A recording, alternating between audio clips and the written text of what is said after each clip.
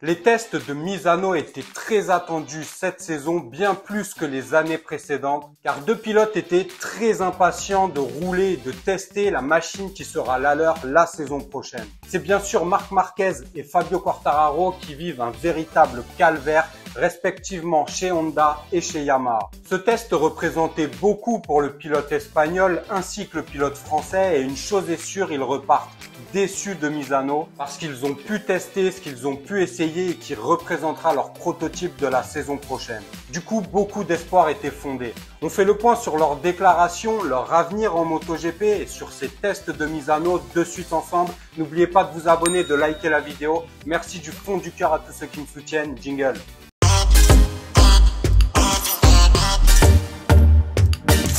Bon, la situation actuelle des deux pilotes, on la connaît malheureusement, hein, les deux galèrent, ils sont dans un navire qui coule irrémédiablement sans jamais trouver de solution.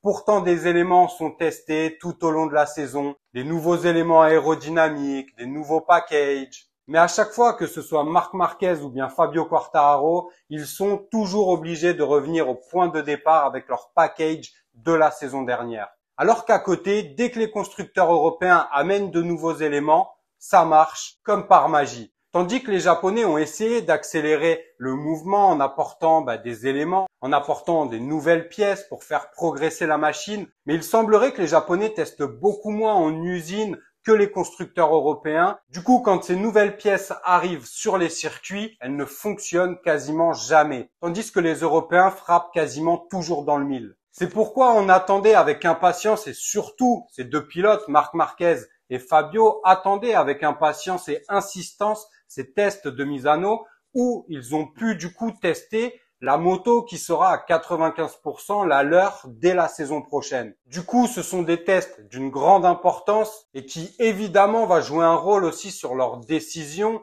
Est-ce qu'ils restent chez leur constructeur actuel? On sait que Marc Marquez en a vraiment plein le dos. Pour rester poli, Fabio Quartararo aussi essaie de faire bonne figure, mais il n'en peut plus non plus. Et si c'est pour repartir sur une saison aussi galère que la saison actuelle, ça risque d'être très compliqué. C'est pourquoi ces deux pilotes attendaient fermement ce test de Misano pour avoir une réflexion constructive quant à leur avenir. Que ce soit Marc Marquez ou bien Fabio Quartararo, ils avaient tous les deux indiqué qu'ils prendraient une décision à l'issue de ces tests, Sekeda ou pas. Et les tests de Misano ont eu lieu hier, lundi, et on peut pas dire que le bilan soit très reluisant, que ce soit pour Honda ou pour Yamaha, même si ces tests ont été moins alarmants pour Yamaha que pour Honda. Mais on va voir de suite ensemble la déception. Ils sont clairement déçus, nos deux pilotes. Ils attendaient beaucoup plus de progrès, un travail qui va dans le bon sens, et pouvoir enfin avoir des garanties sur la suite de leur carrière.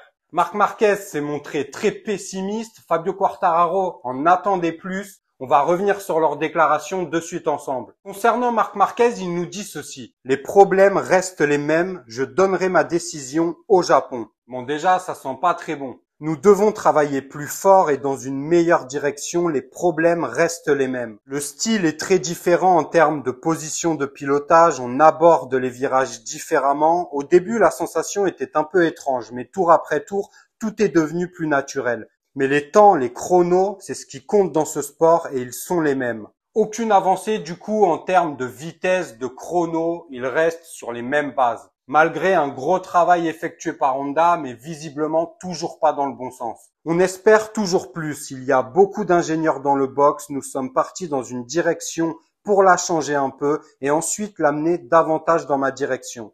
Mais la performance reste la même. On est loin. Si ça c'est la base, on est très loin. On a besoin de travailler. On a le même moteur, mais un nouveau châssis et une autre géométrie.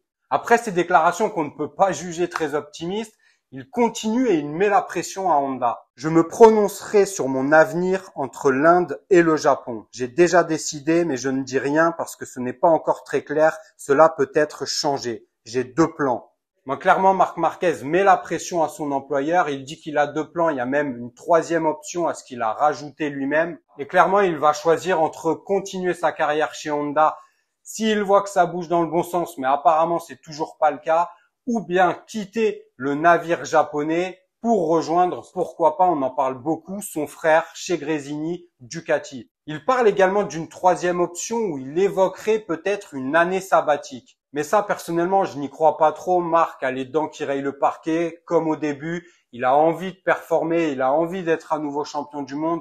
Il a déjà loupé plusieurs saisons à cause de ses blessures, on le sait, et notamment de son bras. Donc une année sabbatique, j'y crois pas. Pour moi, Marc Marquez restera soit chez Honda avec des perspectives d'évolution et de progrès, soit il quittera clairement Honda pour rejoindre vraisemblablement Ducati Gresini. Ou bien on sait qu'il y a également Pramac. Pour Gresini, Gian Antonio ne devrait pas rester, mais chez Pramac, la place est d'ores et déjà libre, laissée vacante par Johann Zarco, qui lui va faire le chemin inverse en rejoignant Honda. D'ailleurs, le pilote français qui pourrait récupérer la moto officielle si Marc Marquez venait véritablement à partir. Joan Mir, quant à lui, a posté une photo énigmatique sur son compte Twitter, une photo de lui avec Marc Marquez, avec écrit Sekeda. Sekeda, on le sait, ça avait été un buzz pendant pas mal de temps. C'était Gérard Piqué du FC Barcelone qui avait posté une photo de lui et de Neymar en écrivant Sekeda, il reste. C'est quand le PSG voulait attirer Neymar vers lui et Gérard Piqué, en gros, avait fait passer ce message,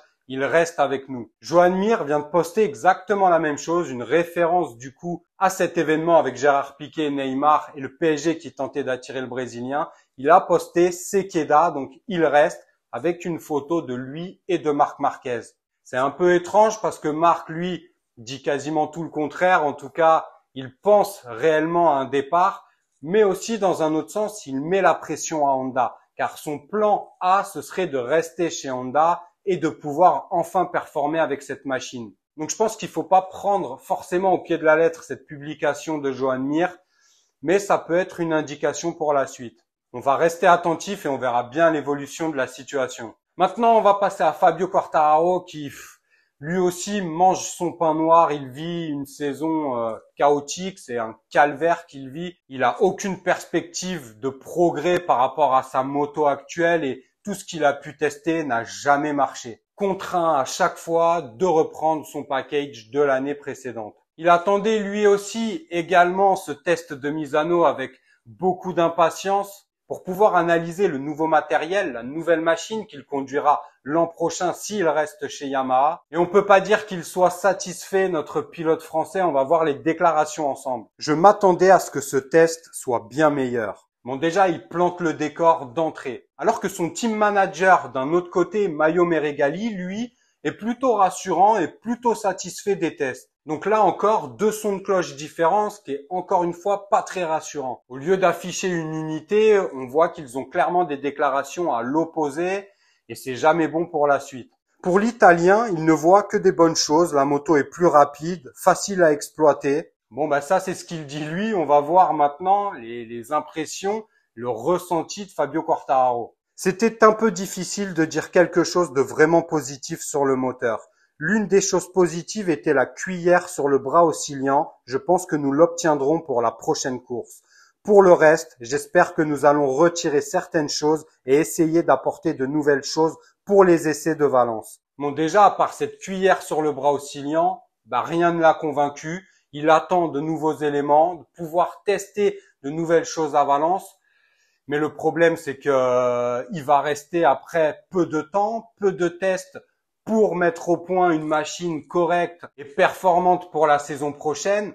Donc, il essaie de ménager la chèvre et le chou. Il essaie de mettre la pression à Yamaha tout en les caressant dans le sens du poil pour respecter son employeur. Mais on sent bien qu'il n'est pas satisfait du tout, Fabio. Il continue du coup en nous parlant du nouveau moteur apporté par Yamaha car c'était l'un des points qu'il voulait changer sur sa moto, un nouveau moteur, plus de puissance. Fabio nous dit « Je ne peux pas vraiment dire maintenant que le moteur est réellement meilleur. Je dois le tester davantage, mais comme je l'ai dit, j'attendais plus de ce test. Le ressenti est différent, mais je m'attendais à plus de puissance. C'était un peu difficile de dire quelque chose de vraiment positif sur le moteur. » Après, le pilote français fait quand même un peu son mea culpa par rapport à des attitudes qu'il a pu avoir en début de saison. Donc, on sent bien qu'il veut leur mettre la pression, mais tout en les respectant et en gardant une posture saine vis-à-vis de ses employeurs. Mon attitude en début d'année était un peu plus arrogante qu'elle n'aurait dû l'être. Bien sûr, nous traversons une période difficile, mais je dois rester poli.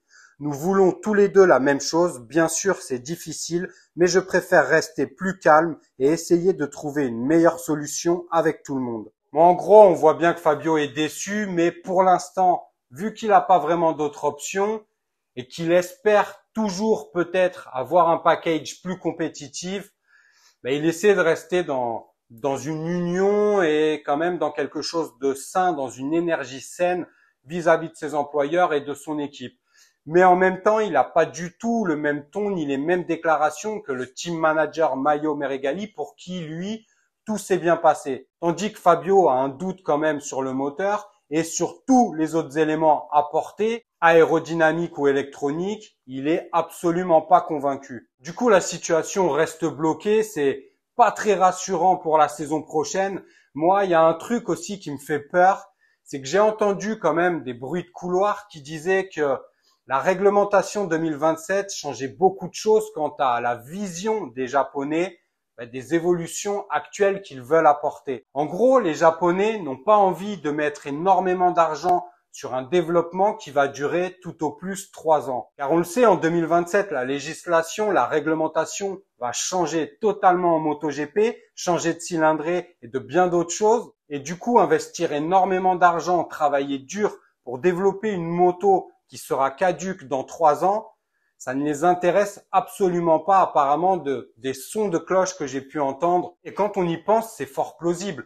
Pourquoi mettre beaucoup d'argent sur un développement, sur un concept d'une moto qui ne sera absolument plus la même en 2027 car tout va changer. Marc Marquez avait déjà parlé de cette possibilité que Honda attendait peut-être 2027. Et si c'est réellement le cas, si les Japonais attendent 2027, il y a du souci à se faire pour Marc Marquez et pour Fabio Quartararo. Si c'est vraiment le cas, Marc Marquez va partir de Honda. Quid de l'avenir de Fabio Quartararo? Que va-t-il faire? Rester chez Yamaha ou bien partir ailleurs? A-t-il des solutions pour trouver une autre place ailleurs? On sait qu'il y a Pramac, qu'il y a Gresini, mais pour l'instant, on ne parle pas de Fabio chez Ducati. Pourquoi pas remplacer Aleix Espargaro chez Aprilia? Mais ça, j'y crois pas trop et en plus, Yamaha reste quand même un constructeur bien plus important qu'Aprilia, avec des moyens plus importants. Même si la moto tourne bien chez Aprilia, on sait tous qu'en 2027, tout va être bouleversé et les grands gagnants pourraient être les constructeurs japonais. Donc, est-ce que partir pour du coup manquer le coche avec les Japonais, ce serait une bonne chose? Je sais pas, mais en même temps, attendre 3 ans pour Fabio, ça risque d'être très très long. Donc voilà où en est la situation actuelle pour Marc Marquez et Fabio. C'est pas très encourageant, c'est pas très rassurant. Les deux essaient de rester calmes, même si Marc Marquez a clairement mis la pression et a même menacé d'un départ. Il a dit qu'il prendrait une décision entre l'Inde et le Japon, donc on va rester attentif. Pour Fabio Quartararo, à voir parce que il essaie de rester calme, mais on voit que intérieurement il pète les plombs. Donc tout ça sent pas très bon. En tout cas, on va rester attentif et on se retrouvera de toute façon dès vendredi pour une prochaine vidéo. N'oubliez pas de vous abonner, de liker la vidéo si vous appréciez mon travail. Merci du fond du cœur à tous ceux qui me soutiennent. Prenez soin de vous, de vos proches, c'est le plus important.